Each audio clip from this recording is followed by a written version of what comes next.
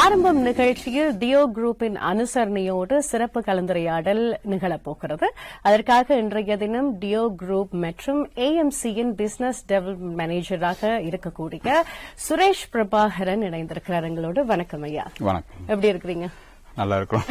ஏன்னா நீங்க கொஞ்சம் பதட்டமா இருக்கிறீங்க. அதனால நாங்க பேச போறது எல்லாரையும் சுவைப்படுத்தக்கூடிய, எல்லாரையும் ஆச்சரியப்படுத்தக்கூடிய, எல்லாருடைய வீட்டிலும் எப்போதுமே இருக்கக்கூடிய பொருட்கள் பற்றி. அந்த ஸ்பைசஸ் நிலங்களில் விளையும் போது அந்த நிலம் ரொம்ப வளமாக இருக்க வேண்டும். அது தொடர்பான விபரத்தை தான் உங்களிடமிருந்து எடுத்துக்கொள்ள போகிறோம். டியோ குரூப்பினுடைய ஏற்றுமதி பிரிவாக AMC இருக்கிறது, எல்லாருக்குமே தெரியும். ஆனால் AMC தொடர்பாக நீங்க அந்த பிசினஸையோ அந்த டெவலப்மெண்டையோ ஆரம்பிக்கும் பொழுது நிலங்கள் ரொம்ப முக்கியமானதாக இருக்கிறது. இந்த நிலங்களை எவ்வாறு நீங்கள் தேர்ந்தெடுக்கிறீர்கள், என்ன வகையான நிலங்கள் உங்களிடம் இருக்கிறது என்பதை சொல்றதோடு அந்த நிலங்களை நீங்கள் பயிரிடுவதற்கு எப்படி பயன்படுத்துகிறீர்கள், என்னென்ன பயிரிடுகிறீர்கள், அதை பற்றி சொல்லுங்க. நல்லது. முதலாவது இலங்கை வாழ் மக்களுக்கு எங்களுடைய சுதந்திர தின வாழ்த்துக்களை தெரிவித்துக் கொள்வதோடு நிலங்களை எப்படி நாங்கள் தேர்ந்தெடுப்பது, உண்மையாகவே எங்களோட நிறுவனத்துக்கு சொந்தமான அநேக நிலங்கள் எங்களுக்கு இருக்கின்றன. பல்வேறு பிரதேசங்களில் பல்வேறுபட்ட இடங்களில் எங்களுக்கு அநேகமான நிலங்கள் எங்களுக்கு தற்போது எங்கள் வசம் இருக்கிறது எங்களோட பேருக்காக. எனவே அந்த நிலங்களை நாங்கள் எடுக்கும்போது நிச்சயமாக அந்த பயிரிடக்கூடிய நிலங்களை தான் நாங்கள் எடுக்கின்றோம். எல்லா இடங்களையும் என்ன வகையான பயிரிடப்படுகின்றன, நிச்சயமாக ஒரு நிலத்தை நாங்க கொள்வன செய்யும் போது அந்த நிலத்தை பண்படுத்தக்கூடிய, அதை ஆராய்ச்சி செய்யக்கூடிய அதிகாரிகள் எங்கள் வசம் இருக்கிறார்கள். எனவே அவர்களை நாங்கள் விட்டு இந்த நிலத்தில் எங்களுக்கு முதலாவது என்ன பயிரிடலாம் என்று நாங்கள் முதலாவது சோதிப்போம். எல்லா இடத்திலும் எல்லாமே பயிரிட முடியாது. எனவே இந்த ஸ்பைசஸ் சம்பந்தமான பயிரிடக்கூடிய நிலங்கள் அநேகம் வேறுபட்ட இடங்களாகவே இருக்கின்றன. மலை பிரதேசங்கள் அநேகமான இடங்களில் இந்த ஸ்பைசஸ் எங்களுக்கு கொடுக்க முடியும். எனவே அதே போல அநேக பலதர இருப்பதோடு நாங்கள் பொதுவாகவே முதல் இடம் கொடுத்திருப்பது இந்த ஸ்பைசஸ்க்கு தான். ஸ்பைசஸ் தான் அநேகமாக எங்களுக்கு வருது. சொல்ல போனால் கருவாப்பட்டை, ஏலம், கராம்பு, இப்படிப்பட்ட வாசை திரவியங்கள், உணவு சுவை ஊட்டிகள், இந்த காரியங்கள் தான் நாங்கள் அநேகமாக ஈடுபடுவது. அதை தவிர்த்து நாங்கள் மரக்கறி மற்றும் பல வகையான பழங்கள் சம்பந்தமான அதுகளை நாங்கள் பயிரிட்டிருக்கின்றோம். இப்படிப்பட்ட பிரிவுக்குட்பட்ட ஒவ்வொரு பிரதேசத்துக்கும் ஒவ்வொரு விதமான பிரிக்கப்பட்டுள்ளது. இத உதாரணம் சொல்ல போனா மாத்தளை பிரதேசத்தில் எங்களுக்கு சம்பந்தமாக முழுவதுமாக ஸ்பைசஸ் நாங்கள் வச்சிருக்கோம். அதே போல அனுராதபுரம் அந்த பிரதேசங்கள் நாங்கள் எடுத்துக்கொண்டால் அந்த பிரதேசங்களில் நாங்கள் இந்த கொய்யா பழம், அதே போல எங்களுக்கு பிரசன்பூர், இப்படிப்பட்ட மரக்கறி நாங்கள் வளர்க்கின்றோம். அதே போல நாங்கள் திருகோணமலை, மட்டக்களப்பு பிரதேசங்கள் நாங்கள் எடுத்துக்கொண்டால் அங்கு நாங்கள் அநேகமாக நாங்கள் மரவள்ளி அந்த போன்ற காரியங்களை தான் நாங்கள் பயிரிட்டு வருகின்றோம். இவ்வாறான பொருட்களை சந்தைக்கு கொண்டு போறதுன்றது மிக சவாலான ஒரு விஷயம். நாங்கள் தொடர்ச்சியாக ஒவ்வொரு வியாழக்கிழமையும் இந்த டியோ குரூப் விடயங்கள், பல்வேறுபட்ட துணை கிளைகள் நிறுவனங்கள் இருக்கிறது, அதை பற்றி பேசும்போது இந்த AMC தொடர்பாக இந்த அக்ரோ மல்டி கல்டிவேஷன் இந்த பொருட்கள் தொடர்பாக பேசும் பொழுது சந்தையில் போட்டிகள் நிலவுகிறது. ஆனால் தரமான பொருளுக்கு மக்களுடைய பார்வை போய் சேரத்தான் போகிறது. அப்போ இந்த உள்ளூர் சந்தையாக இருக்கலாம், உலக சந்தையாக இருக்கலாம், இந்த கேள்விகளை எவ்வாறு இனம் கண்டு கொள்கிறீர்கள்? ஓகே, மக்களுக்கு இது தேவை, இது தேவையில்லை, இதை இப்படி கொடுத்தால் நன்றது அப்படின்ற ஒரு பிசினஸ் டெவலப்மெண்ட் மேனேஜராக நீங்கள் எவ்வாறு அதை தேர்ந்தெடுக்கிறீர்கள்? நிச்சயமாகவே உண்மையாக நல்லதொரு கேள்வி. உள்நாட்டை விட வெளிநாடுகளில் எங்களுக்கு போட்டிகள் அதிகம். காரணம் என்னவென்றால் இந்த வாசனை திரவியம், இந்த ஸ்பைசஸ் சொல்லப்படும் இந்த காரியங்களை எங்கள் வெளிநாடுக்கு கொண்டு போவது இலகுவான காரியம் அல்ல.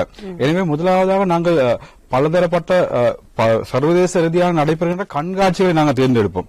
உணவு சம்பந்தமான கண்காட்சிகளை தேர்ந்தெடுத்து அந்த கண்காட்சிகள் நாங்கள் எங்களுடைய ஈடுபாடை கொண்டு இந்த ஸ்பைசஸ் நாங்கள் இப்படிப்பட்ட பொதிகளை நாங்கள் பேக்கிங் செய்து நாங்கள் கொண்டு போகின்றோம். எனவே நாங்கள் கடந்த காலம் நாங்கள் போயிருந்தோம் துபாய், அதேபோல இந்தியா, சீனா, ஓமான், எகிப்து நாடுகள் நாங்கள் போயிட்டு வந்தோம். இந்த ஒவ்வொரு நாங்கள் பார்த்த ஒரு காரியம் தான் இந்த ஸ்பைசஸ்க்கு, அதுவும் இலங்கை இந்த சுவையோட்டி இந்த இப்படிப்பட்ட ஸ்பைசஸ்க்கு நல்லதொரு வரவேற்பு இருக்கின்றது. ஜனங்கள் எதிர்பார்க்கிறது ஆசையோடு எங்களுடைய பேக்கிங் சம்பந்தமான காரியங்களை கையில் எடுத்துக்கொண்டு அவங்க பார்க்கவும், அதை தொடவும், அதை வாசனையை முகர்ந்து பார்க்கவும் அவர்கள் மிகவும் ஆசையாக அவர்கள் செய்யப்பட்டிருக்காங்க. எனவே அவர்கள் சிலர் வாங்கி கொண்டும் போகிறார். நாங்கள் உண்மையாக விற்பதற்காக கொண்டு போகுது, கண்காட்சிக்கு நாங்கள் கொண்டு போறோம், காசு கொடுத்து நாங்கள் காசு தாவும், இதை எங்களுக்கு தாங்கன்னு வாங்கி கொண்டு போற சந்தர்ப்பங்களும் உண்டு. எனவே இப்படிப்பட்ட நேரங்களில் போட்டியானது அது அதிகமாக இருக்கிறது. காரணம் என்னவென்றால் இலங்கை மாத்திரம் அல்ல, இந்த வாசனை திரவியங்கள் வேறு நாடுகளிலிருந்தும் அந்த கண்காட்சிக்கு வந்திருப்பார்கள்.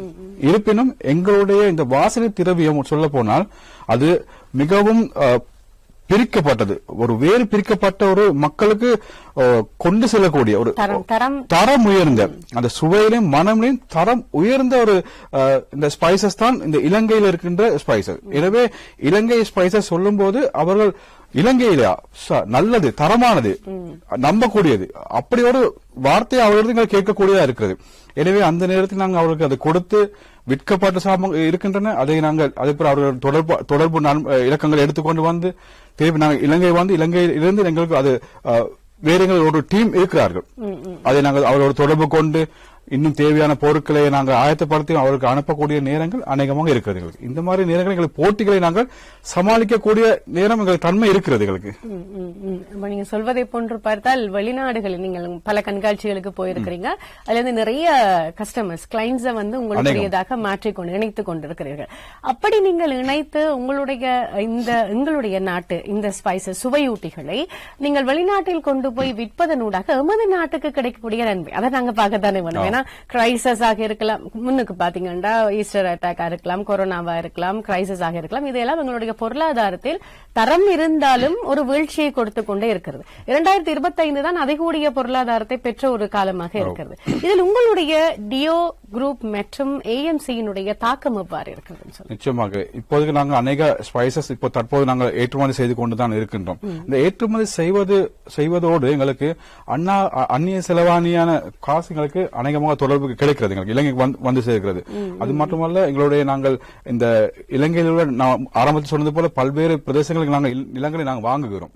இந்த வாங்குகிறதோடு அந்த வாங்கி அந்த நிலங்களுக்கு தேவையான பயிரிடுதல் செய்து அதை நாங்கள் அறுவடையோடு நாங்கள் ஏற்றுமதி செய்கின்றோம்.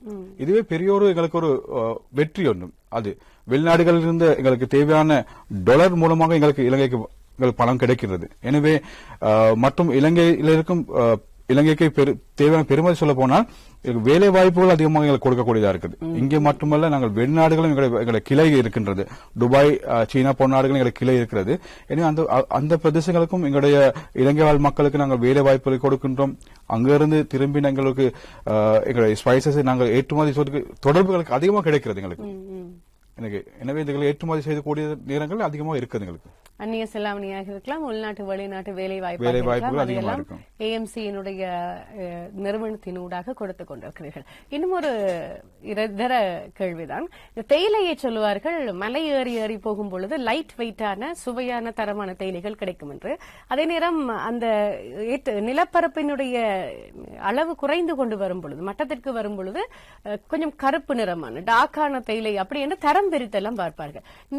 நீங்களே விளைச்சலை செய்து நீங்களே மக்களை, அதாவது ஊழியர்களை வைத்து அதை அறுவடை செய்து கொண்டு வரும் பொழுது தரம் பிரிக்கும் செயற்பாடுகளை எவ்வாறு கையாளுகிறீர்கள்? உண்மையா தரம் பிரிக்கும் செயல்பாடு அது வேறுபட்ட குழுக்கள் எங்களுக்கு அமைந்து இருக்கிறார்கள். எனவே அவர்களுக்கு ஒரு 1, 2, 3 என்று ஒரு படிப்படியாகத்தான் தரம் பிரிக்கப்படுகிறது.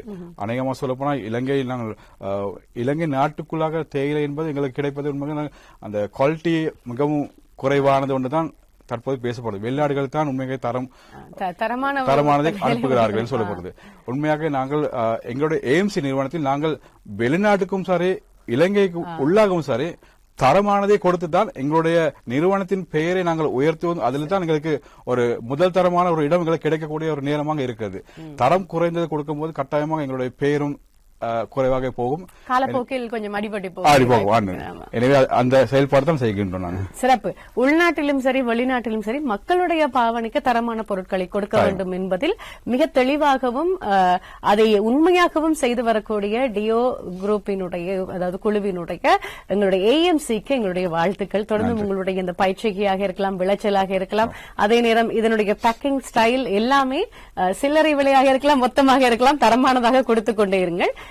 எங்களுடைய நேயர்களுக்கு உங்களை தொடர்பு கொண்டு உங்களுடைய வியாபாரம் அல்லது அவர்கள்ட்ட நிலங்கள் இருக்குமாக இருந்தால் அல்லது அவர்கள் இதற்குள் வந்து உங்களோடு செயற்பட வேண்டுமாக இருந்தால் ஏதாவது சொல்லலாம் நீங்கள் மக்களுக்காக? உண்மையாக எங்களுடைய தொடர்பு இலக்கங்களை நாங்கள் தருகிறோம். எங்களோட இணைந்து கொள்ளலாம். எங்களுடைய நிறுவனத்தினூடாக எங்களுக்கு ஏற்றுமதிக்கு சம்பந்தமான காரியங்களுக்கு தொடர்பு கொள்ளலாம். மற்றும் வேலை வாய்ப்புகளுக்கு அதிகம் எங்களுக்கு இருக்கிறது. அந்த மாதிரி சம்பவங்கள் நாங்கள் ஏற்பாடுகின்றோம். எனவே எங்களுடைய தொடர்பு இலக்கங்களை நாங்கள் திரையில் காண்பித்தால் எங்களை தொடர்பு கொண்டு அதுக்கு சம்பந்தமான நாங்கள் தீர்மானங்கள் எடுக்கலாம். ரொம்ப ரொம்ப நன்றி உங்களுடைய நேரத்தை எங்களுக்காக ஒதுக்கியதற்கு. டியோ குரூப்பினுடைய ஏஎம்சியின் பிசினஸ் டெவலப்மெண்ட் மேனேஜராக இருக்கக்கூடிய சுரேஷ் பிரபாகரனுக்கு எங்களுடைய நன்றி. நன்றி. தொடர்ந்து இணைந்திருப்போம். டியோ குழுவின் அனுசரணையோடு இணைந்து கொண்டிருக்கக்கூடிய இந்த கலந்துரையாடலில் இன்னும் இருவர் இணைந்து கொள்ளப் போகிறார்கள். அவர்கள் ஏற்கனவே கடந்த கிழமை பேசியது போல இந்த டியோ குழுவுக்கு ஒரு மிகப்பெரிய வரலாறு இருக்கிறது. அந்த வரலாறோடு தொடர்புடைய ஃபயர்வே அந்த துறை பற்றி பேச போகிறோம். இணைந்திருங்கள். ஆரம்பம் நிகழ்ச்சியோடு சிறிய இடைவெளியின் பின் சந்திக்கலாம். டியோ குழுவின் ஏற்றுமதி பிரிவாக இருக்கக்கூடிய ஏஎம்சி மற்றும் டியோ குழுவுக்கு மிகவும் முதன்மை சேர்க்கக்கூடிய ஃபயர்வே இந்த துணை கிளைகள் பற்றியும் பல்வேறுபட்ட விடயங்களை பகிர்ந்து கொள்வதற்காக டியோ குழு மற்றும் ஏஎம்சியின் சீஃப் ஆபரேட்டர் ஆபீசராக இருக்கக்கூடிய முதன்மை செயற்பாட்டு அதிகாரியாக இருக்கக்கூடிய எங்களுடைய ஜெயரஞ்சன் யோகராஜ் அவர்கள் இணைந்திருக்கிறார். வணக்கம். அதே நேரம் வணிக விரிவாக்கல் முகாமையாளராக செயற்பட்டுக் கொண்டிருக்கக்கூடிய விக்டர் ரம்சேயும் இம்முறையும் எங்களோடு இணைந்திருக்கிறார். வணக்கம். ஆரம்பத்தில் இருந்து நாங்கள் நிறைய விஷயங்கள் பேசிக் கொண்டு வரோம். பேச பேச அந்த அற்புத சட்டியிலிருந்து வருகின்ற விடயம் போல உங்களுடைய நிறுவனத்தில் பல விடயங்கள் இருக்கிறது. முதல் கேள்வி என்னவென்றால், இந்த டியோ குரூப் அல்லது டியோ குழு என்று நாங்கள் சொல்கின்ற பொழுது அதில் ஏற்றுமதி பிரிவாக முதன்மை நிலை அடைகிறது ஏஎம்சி. இந்த ஏஎம்சியினுடைய ஏற்றுமதி பற்றியும் அதனுடைய உண்மைத்தன்மை மற்றும் தாக்கம் பற்றியும் எங்களோட பகிர்ந்து கொள்ளுங்களேன். ஏஎம்சி என்பது வேறு ஒன்றுமல்ல, அக்ரோ மல்டி கல்டிவேஷன், அதனை சுருக்கமாக சொல்வது ஏஎம்சி. இந்த ஏஎம்சி கூடுதலாக இந்த நிறுவனத்தின் டியோ குழுமத்தின் அல்லது டியோ குரூப்பின் ஏற்றுமதி பிரிவிலே கூடுதலான பங்களிப்பு செய்கிறது. எனவேதான் நாங்கள் ஏஎம்சியை ஏற்றுமதி கிளை அல்லது ஏற்றுமதி பிரிவு, எக்ஸ்போர்ட் ஆர்ம் அல்லது விங், எக்ஸ்போர்ட் விங் ஆஃப் டியோ குரூப் என்று நாங்கள் ஆங்கிலத்திலே சொல்லுவோம். ஏனென்றால் அதுதான் நாட்டுக்கும் வெளிநாட்டு செலாவணியை பெற்றுத் தருகிறது, அதேபோன்று இந்த நிறுவனத்துக்கும் கூடுதலான வருமானத்தை பெற்றுத் தருகிறது. இப்பொழுது நாங்கள் இந்த டியோ குழுமம் என்று ஏன் நாங்கள் சொல்லுகிறோம் என்றால் அதிலே பல துறைகள் இணைந்திருக்கின்றன. இந்த ஏஎம்சி என்பது பிரதானது, அது ஏற்றுமதி கிளை. இரண்டாவது ஃபயர்வே இன்ஜினியர், இன்று நாங்கள் பேசிக் கொண்டிருக்கிறோம் அந்த விடயம் பற்றி. மூன்றாவது நாங்கள் டியோ ஏர் என்று இருக்கிறது, அது ஏர் கண்டிஷன் சாதனங்கள், அதனை நாங்கள் இன்னொரு புரிதொரு நிகழ்ச்சியிலே நாங்கள் காண்பிப்போம். அடுத்து டியோ காஸ்மெட்டிக்ஸ், அதாவது அழகு சாதன பொருட்கள், அது இருக்கிறது, அதுவும் வந்திருக்கிறது. எங்களுக்கு நாங்கள் அதனுடைய பொதிகளை காண்பிக்கலாம். அதே போன்று டியோ காஸ்மெட்டிக்ஸ் பற்றி பேசுவதற்கு இங்கே நம்மோடு இருக்கின்ற ஊடக செயல்பாடுகளை கவனித்துக் கொண்டிருக்கின்ற ஆயிஷா இணைந்து கொள்வார். அதே போன்று எனவே ஒவ்வொருவரும் இருக்கிறார்கள், ஒவ்வொரு விடயங்களுக்கு தேர்ச்சி பெற்றவர்கள். அதே போன்று டியோ பைட்ஸ் என்று இருக்கிறது, அதிலே ஒரு சில பகுதி இன்றைய நிகழ்ச்சியில் இணைத்துக் கொள்ள முடியுமா தெரியவில்லை. டியோ பைட்ஸ் என்பது இன்னொரு பிரிவு, அதாவது நொறுக்கு தீனி அல்லது நாங்கள் ஹோட்டல் செயினுக்கு நாங்கள் அனுப்புகின்ற விடயம். எனவே இதில் ஏஎம்சி என்ற ஒரு விடயத்துக்கு கூடுதலான முக்கியத்துவம் நாங்கள் வழங்க வேண்டி இருக்கிறது. அது ஏற்றுமதிக்கான விளைச்சலை பெற்றுத் தருகிறது. பல நிலங்கள் இருக்கின்றன, ஒவ்வொரு நிலத்துக்கும் ஒரு பயிர் பொருத்தமாக இருக்கிறது. அந்த பயிரை பயிரிட்டு இந்த பயிர்களை தெரிவு செய்வது கூட வெளிநாட்டில் உள்ள ஆர்டர்ஸ், வெளிநாட்டிலே இப்பொழுது சுரேஷ் பிரபாகரன் அவர்கள் தெரிவிச்சிருப்பார், வணிக விரிவாக்கல் முகாமையாளர். வணிக விரிவாக்கல் முகாமையாளர் வியாபார பிரிவுக்கு அவர் வணிக விரிவாக்கல் முகாமையாளர். ஃபயர்வே இன்ஜினியரிங்க்கு வணிக விரிவாக்கல் முகாமையாளர் திரு விக்டர் ரம்சே. எனவே அந்த இடத்திலே அவர் சொல்லியிருப்பார், முக்கியமாக நாங்கள் பல கண்காட்சிகளுக்கு சென்றிருந்தோம். அந்த கண்காட்சிகள் ஊடாகத்தான் கூடுதலான ஆர்டர்ஸ் என்று சொல்லும் பொழுது நமக்கு கேள்விகள் கிடைக்கின்றன. அதனை அடிப்படையாக கொண்டுதான் பயிர்கள் இங்கே தெரிவு செய்யப்பட்டு இங்கே விளைச்சல் பயிரிடப்படுகின்றன பயிர் செய்யும் நிலங்களில். அதனை அடிப்படையாக கொண்டுதான் அவை எல்லாம் பொதி செய்யப்பட்டு அனுப்பப்படுகின்றன. பொதி செய்தல் தொடர்பாக நீங்கள் ஏற்கனவே பார்த்திருப்பீர்கள், இந்த நிகழ்ச்சியிலே இணைந்து கொண்டவர் டிலாக்ஷி, அவர் அந்த பொதி செய்தல் பற்றியெல்லாம் பேசியிருப்பார். அது பற்றி நாங்கள் இன்னும் கூடுதலாக பேசுவோம் அந்தந்த காலங்களில். எமக்கு பொதி செய்தலும் அதனை சாம்பிள் பண்ணுவதும், இந்த சாம்பிள்ஸ் இதுதான் எங்களுக்கு பலம். ஏனென்றால் இதில் இருக்கின்ற கவர்ச்சி, இந்த கவர்ச்சிக்கு ஒரு பெருமதி இருக்கிறது. இதைத்தான் நாங்கள் வாஸ் என்று சொல்லுவோம். Was means value added service. இந்த கவர்ச்சியை கண்டே பலர் ஈர்க்கப்பட்டு இந்த சாம்பிளை பெற்றுக் கொண்டு போகின்ற தன்மை இருக்கிறது. இந்த சாம்பிளையும் எடுத்து நம்முடைய விசிட்டிங் கார்டையும் எடுத்துக்கொண்டு சென்று பின்னர் அவர்கள் மிக பெருமளவிலே அவர்கள் ஆர்டர் செய்வார்கள். எனவே இப்படியாகத்தான் நம்முடைய நடவடிக்கைகள் முன்னே செல்கின்றன. சில தடைகள் இருக்கின்றன, எந்த ஒரு துறையிலும் தடைகள் இருக்கும். சில பொறாமைகள் இருக்கின்றன, சில எரிச்சல்கள் இருக்கின்றன, சில போட்டித்தன்மை இருக்கிறது. போட்டித்தன்மை இருந்தால் பரவாயில்லை.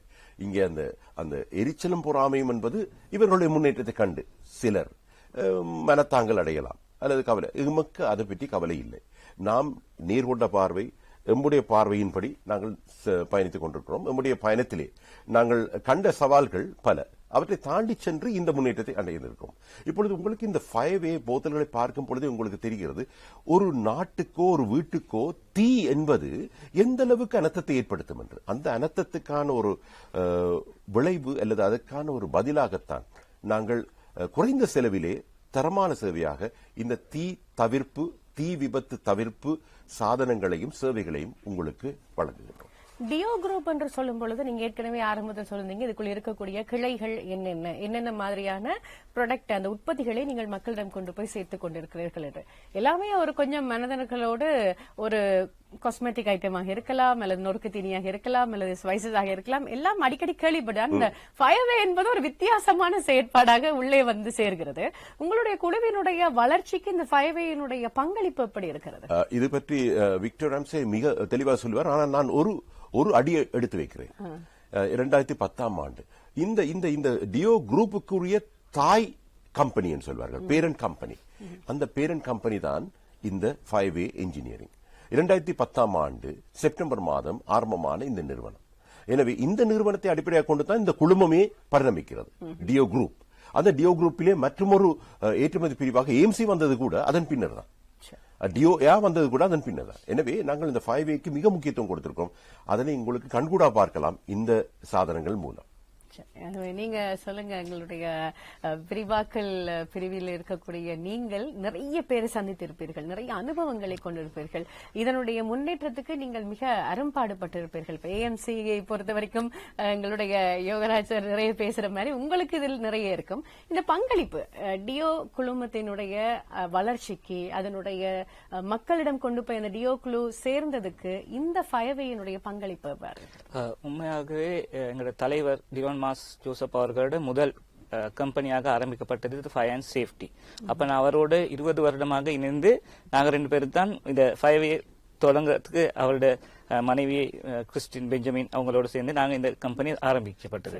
அப்ப 20 வருடத்துக்கு முதல்ல வந்த சவால்களோட தான் இன்றைக்கு டியோ குரூப் ஏஎம்சி என்ற குடும்பத்துக்குள்ள நாங்கள் இணைந்து செயல்பட்டு இருக்கோம். அப்போ இதனுடைய விற்பனை, நீங்கள் கடந்த முறையும் சொல்லியிருந்தீர்கள், இதை இங்கு மட்டுமில்லை, உள்நாட்டில் மட்டுமில்லை, வெளிநாட்டிலும் உங்களுடைய சேவையை விரிவாக்கி கொண்டிருக்கிறீர்கள் அப்படின்னு சொல்லி. அப்ப துபாயில எங்களுக்கு கிளை இருக்கு, ஏற்கனவே சைனாவிலும் ஒரு கிளை இருக்கு, வியட்நாம்ல வெகு விரைவில் ஒரு கிளை ஆரம்பிப்போம், இந்தியாவிலும் கிளை ஒன்று ஆரம்பிப்போம். அந்த துபாயில் இருக்க கிளை தான் விரிவாக்கப்படுகிறது. விரிவாக்கப்பட்டு களஞ்சிய சாலையோடு இந்த 5Aக்கு மிக முக்கியத்துவம் வழங்கப்படுது. ஏன்னா அங்க 5Aக்கு கூடுதலான டிமாண்ட் இருக்குது, கேள்வி இருக்கு. அப்ப எனவே இலங்கையிலிருந்து அந்த சாதனங்கள் ஏற்றுமதி செய்யப்படலாம் அல்லது அங்கேயே உற்பத்தி செய்யப்படலாம். ஆனா எல்லாவற்றுக்கும் இந்த ஏஎம்சி டியோ குரூப்பின் சர்வதேச கிளை பொறுப்பாக இருக்கு. அதே நேரம் கடந்த முறை நாங்கள் பேசியிருந்தோம், இதில் 4 வகையான வித்தியாசமான திரவம், திண்மம், இந்த மாதிரியான விடயங்களை கொண்டு மிக இலகுவாக அந்தந்த இடத்துக்கேற்ற அல்லது அந்தந்த தீக்கேற்ற, இப்ப எலக்ட்ரிக்கலினால் வரக்கூடிய தீயாக இருக்கலாம், துணிகளினால் வரக்கூடிய தீயாக இருக்கலாம், கேஸ்னால், இப்படி வித்தியாசமான தீக்களுக்கு நீங்கள் ஒவ்வொரு சொல்யூஷன் வைத்திருக்கிறீர்கள். இதோடு கூடிய சில இந்த தீயணைப்பு தொடர்பாக அந்த ஒலிபெருக்கியாக இருக்கலாம் அல்லது இன்னும் பல விஷயங்கள் மக்களுக்கு சரியான விழிப்புணர்வு இல்லாமலே இருக்கிறது. ஒரு ஃபயர் அலர்ட் அல்லது தீ ஆரம்பிக்கிறது, அதிலிருந்து நாங்கள் அதை மிக இலகுவாக அதை அணைத்து விட வேண்டும் என்பதற்கு நாங்கள் பாவிக்கக்கூடிய கருவிகள், பாவிக்கக்கூடிய செயற்பாடுகள் என்னென்ன என்பதை பற்றி கொஞ்சம் விளக்குங்களேன். உண்மையாகவே சொல்ல போனால் தீ அணைப்பு கருவிகள் 4 வகையான இருக்குது. அப்ப நாங்க ஒவ்வொரு தீகளை கேட்டகரி பண்ணிருக்கோம். இது நீங்க சொன்ன மாதிரி துணிகளா இருக்கலாம், பேப்பரா இருக்கலாம், இல்லாட்டி எலக்ட்ரிக்கல் ஃபயரா இருக்கலாம், ஆயில் ஃபயரா இருக்கலாம். அப்ப நாங்க முதல் முறையாக என்ன ஃபயர் ஐடென்டிஃபை பண்ணிக்கிறோம், இந்த ஃபயர் என்னன்னு சொல்லி அறிந்து கொள்ளணும். அப்ப அந்த அறிந்து கொள்றதுக்கு ஒரே வழிதான் அதுல இருந்து வர வாசனை. நாங்க சொன்ன எலக்ட்ரிக்கல் ஃபயர்னா எங்களுக்கு வயர் சொன்ன மாதிரி வரும். அப்ப பேப்பர் மாதிரினா பேப்பர் வாசம் வரும், ஆயில் ஃபயர்னா ஆயில் ஸ்மெல் வரும். அப்ப அதுகள் அறிஞ்சுக்கிட்டு தான் இந்த ஃபயர் எக்ஸ்டிங்விஷர்ஸ் நாங்க நார்மலா கொண்டு போகணும். எக்ஸாம்பிள் எடுத்து போனா எலக்ட்ரிக்கல் ஃபயர் சொல்லுவோம், எலக்ட்ரிக் ஃபயருக்கு எங்களுக்கு தெரிஞ்சது வீட்டுகள் இருக்கிறது தண்ணி தான். தண்ணி அடி போட்டா என்ன நடக்கும், திரும்ப அது எங்களுக்கு ஸ்பார்க் ஆகி எங்களோட உயிர்களுக்கும். அதனால தான் நாங்க எந்த நேரமும் முதல்ல ஃபயர் ஒன்று அறிமுகம் அறிந்து கொள்ளணும். அறிந்துக்கிட்டு தான் இதுக்கு தேவையான ஃபயர் எக்ஸ்டிங்விஷர்ஸ் கொண்டு போகணும். ஏன்டா இப்ப இதுலயும் இருக்குது தண்ணி இருக்கிற வாட்டர் ஃபயர் எக்ஸ்டிங்விஷர்ஸ் இருக்கு. அப்ப அதை என்னத்துக்கு பாய்க்கிறேன்னு சொல்லி நாங்க முதல்ல அறிஞ்சுக்கிட்டு தான் இந்த ஃபயர் எக்ஸ்டிங்விஷர்ஸ்களை பாய்க்கணும். அதுதான் எங்களோட உயிருக்கு காப்பாற்றுறதுக்கு இருந்தாலும் இதுல இருந்து எங்களோட ஆபத்தான நேரங்கள் வரலாம். அதனால இதை பத்தி நல்லா முதல்ல அறிந்திருக்கணும். உண்மைதான். இந்த கரண்ட் தொடர்பாக மின்சாரம் தொடர்பாக பாதிக்கப்பட்ட ஏதாவது ஷார்டேஜ் ஆகி நீங்க பத்துகிற விஷயத்துல முடிய தண்ணியை ஊத்தாதீங்க. மிக தெளிவாக சொல்றோம். இதுதான் இருக்கே அப்படின்னு சொல்லி இதையும் நீங்க பயன்படுத்த கூடாது. என்ன அப்படின்றத ஒரு செகண்ட்ல வாசித்து அல்லது நீங்கள் ஏற்கனவே தயார் நிலையில் வைத்திருக்கக்கூடிய ஒரு எலக்ட்ரிஷியனோ அல்லது எலக்ட்ரிக் ஷாப்ஸோ அல்லது பெரிய பெரிய கம்பெனிகளையோ நீங்கள் எங்கே எதை பொருத்துகிறீர்கள் என்பதை பொறுத்தான் அதனுடைய பயன்பாடு இருக்க போகிறது. சொல்லுங்களேன், எதற்கு எதை பாவிக்கலாம்? இப்ப நீங்க சாண்ட் ஆக இருந்தால் இதை பாவிக்கலாம், இதில் இருக்கக்கூடிய CO2 ஆக இருந்தால் இதை பாவிக்கலாம் அப்படின்னு சொல்லுங்களேன். எடுத்தா முதலாவது ஏ கேட்டகரிக்குன்னு சொல்லுவோம் நாங்க வாட்டர் ஃபயர் எக்ஸ்டிங்விஷர் இருக்கு. அது பாய்க்கிறது பேப்பர், துணி வகைகள் அது மாதிரி. அப்ப அது ஏ கேட்டகரிக்கு தான் அது வருது. அப்ப பீயிங் சொல்லி ஒன்று இருக்குது, அது பாய்க்கிறது நார்மலா ஆயில் ஃபயர்ஸ்க்கு. அது காரணம் என்னன்னு சொன்னா ஆயில் ஒரு பெரிய ஒரு டேங்கோ எனிதிங் என்ன மாதிரி எரிஞ்சா அப்ப இந்த ஃபயர் எக்ஸ்டிங்விஷர் அடிச்ச பிறகு இது ஒரு ஷாம்பு மாதிரி இப்படியே மூடிக்கொள்வார். இப்ப நாங்க எக்ஸாம்பிள் எடுப்போம், அந்த பெருநாள் காலத்துல எல்லாம் பணியாரம் எல்லாம் சுடுவோம் நாங்க. அப்ப ஒரு டக்குன்னு எரிஞ்சிடும். அப்ப அந்த நேரத்தில் நாங்க என்ன செய்யும், ஒரு மூடியில அது மூடின பிறகு ஆக்சிஜன் கட் ஆஃப் பண்றது தான் நடக்குது. அப்ப அதுக்கு அது ஃபோம் ஃபயர் எக்ஸ்டிங்விஷர் தான் அதுக்கு பாய்க்கிறது. அப்ப கார்பன் டை ஆக்சைடு இருக்குது, அது வந்து பாய்க்கிறது எலக்ட்ரிக்கல் ஃபயர்ஸுக்கு சார் கேஸ் லீக்குகளுக்கு பாய்க்கலாம். மல்டிபர்பஸ் ஃபயர் எக்ஸ்டிங்விஷர் இருக்கு, ட்ரை கெமிக்கல் பவுடர் உண்டு. அது வந்து எந்த ஃபயருக்கும் யூஸ் பண்ணலாம், ஆனா அவுட்டோர் தான் பாய்க்கணும்.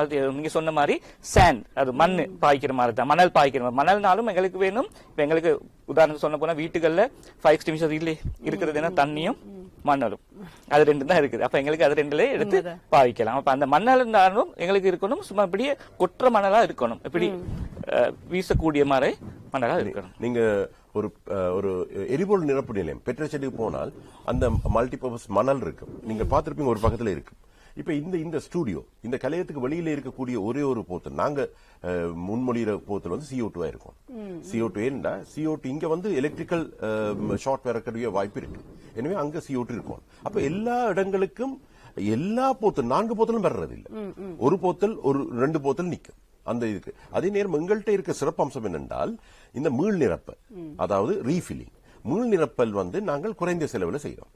அடுத்தது ஒரு புதிய போத்தலை வாங்கினால் ஆஃப்டர் சேல்ஸ் சர்வீஸ், அது வந்து சர்வீஸ் பண்ணைக்குள்ள இப்ப நாங்கள் சிறப்பாக செய்யறோம், இலவசமாகவும் செய்யறோம். அது மிக ஒரு முக்கியமான ஒரு விடயம். ஒரு கட்டிடத்துக்கான தீ தவிர்ப்பு நுழைவாயில்கள் என்னன்றதை நாங்கள் ஆலோசனையா சொல்லுவோம்.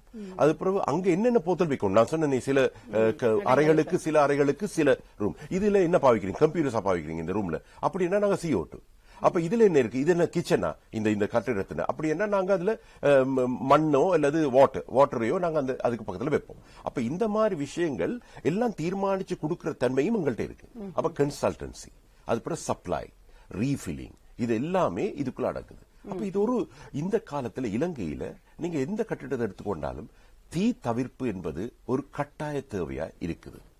அதுக்கான ஒரு தரமான குறைந்த செலவிலான தரமான சேவையைத்தான் இந்த டியோ குரூப் அதுல ஃபயர் வே இன்ஜினியரிங் வழங்குது என்று சொல்லலாம். ஆனால் இப்ப அண்மை காலங்கள்ல ஒரு சில மிகப்பெரிய கடைகள் எல்லாம் இந்த தீயினால் தீக்கிரையானதெல்லாம் நாங்க பார்க்கக்கூடியதாக இருந்தது. அவர்களும் நீங்க சொன்னது போல ஏதோ ஒரு வகையில் ஆயத்தமாகத்தான் இருந்திருப்பார்கள். ஆனால் எப்படி பாவிப்பது, எதை நீங்க சொன்னது போல எதற்கு பாவிப்பது, எது மிக இலகுவாக தீயை கட்டுப்படுத்தக்கூடியது என்ற அறிவு இல்லாமல் கூட இருக்கலாம். இப்ப எங்களுக்குமே அதுக்குரிய படித்தவர்களுக்கு மட்டும் தான் தெரியும். நாங்க அப்புறம் வாசித்து எடுக்கிறதுக்கெல்லாம் அங்க தீ பரவி அத அரைவாசி சொத்துக்கும் சேதமாகி விடக்கூடிய வாய்ப்பு இருக்கு. இதுக்கான பயிற்சி திட்டங்கள் ரொம்ப முக்கியமானதாக இருக்கிறது. நீங்க இப்போ ஒரு கட்டிடத்தை அமைக்கக்கூடியவர்கள் உங்களை நாடுகிறார்கள் என்றால் அங்கு பணிபுரியக்கூடியவர்களுக்கு அல்லது அங்கு இடம்பெயர் வீடு ஒரு பில்டிங் ஆக இருந்தால் நீங்க வீடு அமைப்பு திட்டம் அவர்களுக்கு மட்டும் சொல்லிக் கொடுக்க போகிறீர்களா, அல்லது அங்கு வந்து அமரக்கூடிய வீட்டு ஆட்களுக்கும் நீங்க உங்களுடைய பயிற்சி திட்டத்தை செய்வீர்களா, அல்லது மாணவர்களுக்கு இப்ப பாடசாலை மாணவர்கள் மத்தியில்? அதுக்கிடையில ஹம்சி, நாங்கள் இப்ப அவர் அந்த பயிற்சிகளை பற்றி சொல்லுவார். ஆனா நீங்க கேட்க தவறுன ஒரு கேள்வி இருக்கு. அப்படியான அந்த விபத்துகளுக்கு என்ன காரணம்? திடீர் அது சரியப்பா, ஒரு உபகரணம் இருக்கு, ஒரு நாளும் பாவிக்க இல்லை, திடீரென்று எடுத்தோன்னா கை நடுங்காத, நடுங்கும், என்னத்தை பாவிக்கிறது, எப்படி பிரஸ் பண்றேன்னு தெரியாது. அது ஒரு முக்கியமான காரணம். ரெண்டாவது, அந்த குறிப்பிட்ட போத்தல 6 மாதத்துக்கு ஒருக்கா செக் பண்ணணும், அதுல சரியான அளவு செறிவோட அந்த திரவியம் இருக்காண்டு. அப்படி இல்லாட்டி அது அடிச்சோன்னு வெளியில வராது. இதுகள் தான் காரணம். அப்ப அதுக்கும் அந்த பயிற்சி வேணும். இப்ப விக்டர் ராம்சே அந்த பயிற்சிகளும் அந்த விடயங்களையும் மிக தெளிவா சொல்லுவார். நினைக்கிறேன் எந்தெந்த இடங்கள்ல நாங்கள் இதுல கவனமா இருக்கணும். முக்கியமா இந்த நாங்க பாடசாலையா இருக்கலாம், ஒரு தொழிற்சாலையா இருக்கலாம். ஏன்னா நாங்க ஒரு கம்பெனில சாமன்ல இருந்து கடைசி லேபர் இருக்காரு, அவரு மட்டும் எல்லாமே உயிர்த்தான், யாருடையும் உயிர்த்தான். அப்ப நாங்க அதுக்கு அவங்க எல்லாத்துக்கும் பயிற்சி கொடுப்போம். ஏன்னு சொன்னா இப்ப தலைவர் சொல்லி இல்ல, தொழிலாளியும் இல்ல, எல்லாமே ஒரே மக்கள் தான். அப்ப அந்த மக்களுக்கு எல்லாத்துக்குமே நாங்க இது எல்லாம் A to Z நாங்க சொல்லி கொடுப்போம். இந்த தீக்கு தான் இது பாவிக்கணும். ஏன்னா தீங்கிறது விபத்து வீட்டிலையும் வரலாம், தொழிற்சாலையும் வரலாம். அப்ப நாங்க தொழிற்சாலையில் மட்டும் வரும்னு சொல்லி நினைக்கிறது, வீட்டிலையும் வரலாம். அப்ப நாங்க அதுக்கும் ஆயத்தமாக இருக்கணும், வீட்டுனாலும் என்ன மாதிரி சொல்லி தெரிஞ்சுக்கணும். அப்ப நாங்க பயிற்சி அளிக்கிறது, நாங்க சொல்றது ஒரு தொழில் ஒரு கம்பெனி ஒன்று சொல்லுவோமே, அப்ப நாங்க சொல்றோம் பெற்றோருக்கு கொடுங்க, பிள்ளைகளுக்கு கொடுங்க, இதை பகிர்ந்து கொள்ளுங்க, எல்லாமே பகிர்ந்து கொள்ளுங்க. இப்ப நாங்கனாலும் இப்ப இங்கனாலும் ஒரு டெமோன்ஸ்ட்ரேஷன் செஞ்சோம்னு சொன்னா இந்த நிறுவனத்துக்கு நாங்க எல்லாத்துக்கும் சொல்லுவோம், அதை போயிட்டு வீட்டுகளுக்கு பிரிந்து கொள்ளுங்க. ஏன்டா தீங்கிறது எந்த நேரத்தில் வரும்னு தெரியாது, அந்த நேரத்தில் நாங்க முதல்ல ஆயத்தமா இருக்க வேண்டும். சரி, இது சம்பந்தமாக தொடர்ந்து பேசுவோம். அதே நேரம் இவ்வளவு பெரிய பெரிய விடயங்களை எல்லாம் வைத்துக் கொண்டு நாங்கள் எப்படி இலகுவாக கையாளுவதில் யோசிக்கக்கூடியவர்களுக்கு மாற்று வழி திட்டத்தையும் அவர்கள் வைத்திருக்கிறார்கள். அது தொடர்பாக பேசுவதற்கு முன்பதாக டியோ குரூப் அனுசரணையில் உங்களுக்கு நாங்கள் வழங்கிக் கொண்டிருக்கக்கூடிய இந்த கலந்துரையாடலில் சரியடைவடை ஆரம்பம் நிகழ்ச்சியில் டியோ குரூப்பின் அனுசரணையில் கலந்துரையாடல்கள் இடம்பெற்றுக் கொண்டிருக்கிறது. நாங்க ஃபயர்வே டியோ குரூப்பினுடைய ஆதிகால நிறுவனம் அப்படின்னு சொல்லலாம், அல்லது அதனுடைய விரிவாக்கத்திற்கு வித்திட்டது இந்த ஃபயர்வே. அது மக்களுக்கு ரொம்ப ரொம்ப முக்கியமானது. ஏனென்றால் நீங்க ஏற்கனவே சொன்னது போல வயது வித்தியாசம் கிடையாது, ஏற்ற இறக்கம் கிடையாது, உயர் என்பது உயர்தான். ஆனால் இந்த மிகப்பெரிய டேங்குகளை அல்லது இந்த பாதுகாப்பு விடயங்களை நாங்கள் தூக்கிக் கொண்டோ அல்லது எடுத்துக்கொண்டோ காவிக்கொண்டு ஒவ்வொருத்தருக்கும் ஒரு மனநிலை இருக்கிறது, கூடையே எடுத்துட்டு போகாது இந்த காலத்துல, இதெல்லாம் எப்படி எடுத்துட்டு போறேன்னு சில பேர் யோசிப்பாங்க. இதுக்கு ஏதாவது மாற்று வழி இருக்கா? கடந்த முறை நீங்க அதை பத்தி சொல்லியிருந்தீங்க, சுருக்கமாக அதனுடைய விளக்கத்தை சொல்லுங்க, அதை எப்படி பாவிக்கலாம் சொன்னா. இது ஒரு 1 kg பாட்டில் உண்டு. இது மல்டிபர்பஸ் ஃபயர் எக்ஸ்டிங்விஷர்ஸ். நான் முதல்ல சொன்னேன், இது வேண்டிய ஃபயருக்கு யூஸ் பண்ணலாம். இப்ப நாங்க எக்ஸாம்பிளா சொல்ல போனா, இப்ப நிறைய ஃபயர்ஸ் வந்திருக்கு, நீங்க கண்டிப்பா ஹைவேல ஒரு காரோ பஸ்ஸோ எரியுது, அப்ப எல்லாமே செய்யறது என்னது, வீடியோ எடுக்கிறது தான் செய்வாங்க.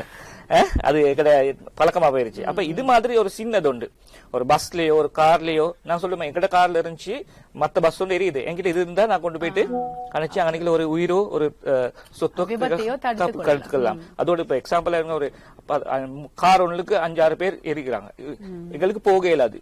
அப்ப நாங்க என்ன செய்வோம், இது மாதிரி ஒன்று இருந்துச்சுன்னா அணைச்சு கொடுத்தா ஜன்னல் உடைச்சு சரி அங்கனைக்குள்ள உயிர்களை காப்பாத்துக்கலாம். அப்ப இது மாதிரி சின்ன ஒரு காரியத்தால பல உயிர்களை காப்பாற்றலாம், பல சேதங்களை விபத்துகள் இருந்து எங்களுக்கு காப்பாற்றலாம். இது ஒரு சின்ன ஒரு பொருள் தான், 1 கிலோ மாதிரி.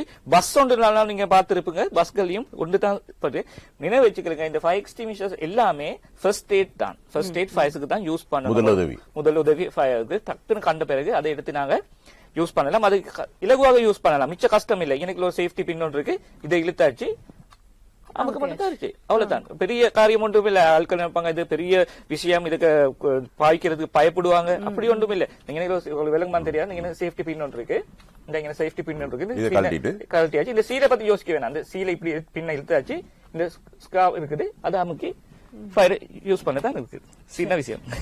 அப்படி ஒரு தடவை பாவித்த பிறகு அதே பொட்டில் நீங்க மீள் நிலப்புறதாக இருந்தால் எப்படி உங்களை தொடர்பு கொள்ள வேண்டும், அல்லது எப்படி அவர்கள் தெரிந்து கொள்ள வேண்டும்? இத்தனை நாளிலிருந்து இத்தனை நீங்களே நாங்க இத்தனையாம் தேதி உங்களுக்கு தந்தனாங்க, இன்னைக்கு 6 மாசம் ஆயிட்டு நாங்க திருப்பி ரீஃபில் பண்ணணும் என்ற ஒரு ஐடியாவை கொடுப்பீங்களா, இல்லாட்டி அவங்க உங்கள்ட்ட உங்களை கான்டாக்ட் பண்ணி கொள்ளணுமா? இதுல நார்மல் எக்ஸ்பைரி டேட் ஒன்று இருக்கு, காட்டையில நல்ல இந்த எக்ஸ்பைரி டேட் ஒன்று இருக்கு, அதுல எங்கட கான்டாக்ட் டீடைல்ஸ் இருக்குது, எங்கட கம்பெனில இருந்து எல்லாமே டீடைல்ஸ் எல்லாமே இருக்குது. அப்ப இது பாய்க்கிறது எப்படி கேரண்டி வாரண்டி கொடுக்கிற மாதிரி அதுலயும் இருக்குது. அதே மாதிரி தான் நீங்க எனக்கு 3 பாஷையிலும் போட்டிருக்கு. இது என்ன ஃபயருக்கு யூஸ் பண்றது, எப்படி யூஸ் பண்றது. வாட்டர் பாட்டில் எடுத்தால் எலக்ட்ரிக்கல் ஃபயருக்கு வேணாம்னு சொல்லி அதை அப்படியே நாங்க மென்ஷன் பண்ணி வச்சிருக்கோம். அப்ப எப்படி யூஸ் பண்றது, அந்த பின்ன கழட்டுறது எப்படி, ஏம் பண்றது என்னது, இந்த பாட்டில் என்ன இருக்குதுன்னு சொல்றது எல்லாமே எங்களோட கம்பெனி இன்ஸ்ட்ரக்ஷன் என்ன இருக்குது. இப்ப மிச்ச கால ஆட்கள் நினைப்பாங்க எங்களோட கம்பெனி பேரை போட்டுக்கிறதுக்கு இன்னைக்குல விளம்பரம் பண்றது, அது இல்ல. எல்லாமே பாய்க்கிற முறைகள் இருக்கு. என்னமாச்சும் நிபந்தனைகள் தேவைன்னா எங்களோட கான்டாக்ட் நம்பர்ஸ்க்கு தொடர்பு கொள்ளலாம். சிறப்பான முறை. எல்லா வீடுகளாக இருக்கலாம் அல்லது பொது இடமாக இருக்கலாம், கட்டிடங்களாக இருக்கலாம். இப்படி ஒரு விடயத்தை கண்டால் கொஞ்சம் வாசித்து பாருங்களோ, அது பிராண்ட் தானே அப்படின்ட்டு போகாம அதுல 3 மொழிகளிலும் இருக்கிறது. இந்த 5வே நிறுவனத்தினுடைய ப்ராடக்ட்ல இருக்கக்கூடிய மிக உன்னதமான விஷயம். கடந்த முறை நாங்கள் பேசிய இந்த செயல்பாடுகள் வடக்கு கிழக்கு கிளைகளிலும் வியாபித்திருக்கின்றன. எனவே அதனால் தான் நாங்கள் விக்டர் ராம்சேயை வணிக விரிவாக்கல் முகாமையாளராக நியமித்திருக்கோம். ஏனென்றால் அவர் ஆரம்பத்திலே முகாமையாளராக இருந்து பதவி உயர்வு பெற்று வணிக விரிவாக்கல் முகாமையாளர் 5வே இன்ஜினியர். எனவே வடக்கு கிழக்குக்கு விஜயம் செய்யும் பொழுது அங்கிருக்கின்ற கிளைகளிலே சென்று இது பற்றி விளக்கம் தருவதும் அதில் உள்ள அங்கிருக்கின்ற வாடிக்கையாளர்கள் இந்த விடயத்தை நன்கு ஆர்வத்தோடு கவனிக்கிறார்கள். சில கட்டிடங்களுக்கு தீயணைப்பு சாதனங்களே இல்லை நீண்ட காலமா. அவர்கள் நினைக்கிறார்கள் சட்டத்துக்குள் கொண்டு வர இப்ப சில பேர் நிக்கலாம், தீக்கற்றவனுக்கு தெய்வமே துணையா நிக்கலாம். அப்படி அந்த தெய்வம் துணையா நிக்கலாம், புத்திசாலித்தனமும் வேணும். அந்த புத்திசாலித்தனத்தின் ஒரு அங்கமாகத்தான் நாங்கள் இந்த தீ அணைப்பு கருவிகளை கருதுறோம். அதே நேரம் நீங்க ஆரம்பத்தில் சொல்லும் பொழுது சொல்லியிருந்தீங்க டியோ ஏஆரினூடாக இந்த குளிர்சாதன பெட்டிகள் சம்பந்தமாக பேசியிருந்தீங்க. அதனுடைய செயற்பாடுகள் பற்றி சொல்லுங்க. என்ன வித்தியாசம்? இந்த இயற்கை முறை சொல்லுவார்கள், இந்த கேஸ் இக்கோ ஃப்ரெண்ட்லி தான் நீங்க சொல்ல வர்றது சரி. பசுமை நிறைந்தது. பசுமை என்ற ஒரு சொல்லுக்கு ஆங்கிலத்திலே 2-3 வார்த்தைகள் இருக்கின்றன. Eco friendly. அப்ப நாங்கள் அதுல இக்கோ ஃப்ரெண்ட்லி சொல்லும் பொழுது அது மின்சாரத்தை சேமித்து அதே போன்று குறைந்த மின்சாரத்தோடு இயங்குகின்ற தன்மை மற்றும் சுற்றாளருக்கு எந்தவித பங்கமும் இல்லாமல் கேடு விளைவிக்காமல் இந்த விடயத்தை முன்னெடுத்து செல்லுங்கள். அதுக்குரிய சாதனங்களை நாங்கள் அடுத்து வரும் நிகழ்ச்சிகளிலே ஒரு குறிப்பிட்ட நிகழ்ச்சியிலே நாங்கள் அதனை காண்பிப்போம். அது எவ்வாறு இயங்குகிறது. அதில் இருக்க சிறப்பான சேவை என்னென்றால், ஒரு சர்வீஸ் செஞ்சா எல்லாருக்கும் தெரியும், ஏர் கண்டிஷன் இருந்தா சர்வீஸ் செஞ்சா 3000 ரூபாய் 3500 ரூபாய் கட்டணும். நாங்கள் கூட அது புதிதாக ஒரு சாதனத்தை எம்மிடம் கொள்வன செய்தால் அவர்களுக்கு 3 தடவை இலவச சேவைகளை வழங்கும். இலவச சேவைகளை வரும். எனவே அது பற்றி நாங்கள் விரிவான விளக்கத்தை நாங்கள் அந்த சாதனத்தை காண்பித்து அந்த கருவியை காண்பித்து நாங்கள் விளக்கம் படுத்தும் பொழுது உங்களுக்கு தெளிவாக விளங்கும் என்று நான் நம்புகிறேன். சரி, அதே நேரம் உங்கள்கிட்ட ஒரு கேள்வி. பொதுவாக இந்த டியோ குழுமம் சார்பாக இந்த செயற்பாட்டினுடைய வினைத்திறனை நீங்கள் அளவெடுத்து அல்லது அதிகரிப்பதற்கு என்ன மாதிரியான திட்டங்களை எல்லாம் வகித்துக் கொண்டிருக்கிறீர்கள்? இப்போ நாங்க இந்த குழுமத்தின் இந்த டியோ குரூப் அந்த தலைவர் டிலான் மாஸ் ஜோசப். இப்ப நாங்கள் ஒரு மாதத்துக்கு ஒரு முறை அவருடைய தலைமையில் ஒரு ரிவ்யூ மீட்டிங், ஒரு மீளாய்வு கூட்டம் ஒன்று நடைபெறும். அதிலே அங்கே வியாபார வணிக விரிவாக்கல் முகாமையாளர் சுரேஷ் பிரபாகரன், அதே போன்று இங்கே 5வே இன்ஜினியரிங் வணிக விரிவாக்கல் முகாமையாளர் திரு விக்டர் ராம்சே, இவர்கள் உட்பட பலரும் இருப்பார்கள். எனவே நாங்கள் எங்களுடைய முன்னேற்றம் பற்றி மீளாய்வு செய்வோம். அந்த மீளாய்விலே சில திருத்தங்கள் இருக்கு. அந்த திருத்தங்களை நாங்கள் முன்மொழிவோம். அந்த திருத்தங்களின்படி பின்னர் அதனை முன்னெடுத்து செல்வோம். ஆக அந்த திருத்தங்களின் ஊடாகத்தான் எங்களுக்கு இந்த முன்னேற்றம் வந்திருக்கிறது என்று சொன்னால் அது பிழை இல்லை. எனவே அதுதான் நம்முடைய ஊக்கமும் ஆர்வமும் சக்தியும் என்று சொல்லலாம். சிறப்பு. அந்த குழு அப்படியே குழுமமாக குழுவாக தொடர்ந்து பயணிக்க வேண்டும் என்று நாங்கள் ஆரம்பம் நிகழ்ச்சி சார்பாக வாழ்த்துக்களை தெரிவிக்கிறோம். ரொம்ப ரொம்ப நன்றி. மிக தெளிவான விளக்கங்களை கொடுத்திருந்தீர்கள்.